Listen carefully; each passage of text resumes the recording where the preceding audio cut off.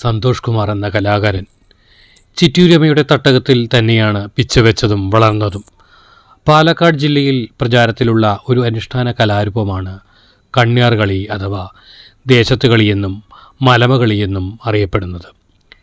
ഈ മലമകളിയിലെ അമ്മാളു എന്ന മണ്ണാത്തി കഥാപാത്രമായി കഴിഞ്ഞ 43 വർഷമായി അരങ്ങിലുണ്ട് ഇദ്ദേഹം.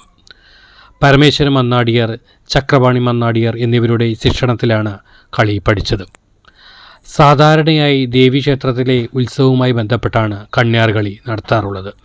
ചെറുതും വലുതുമായ നിരവധി പുരസ്കാരങ്ങൾ അദ്ദേഹത്തെ തേടിയെത്തിയിട്ടുണ്ട്.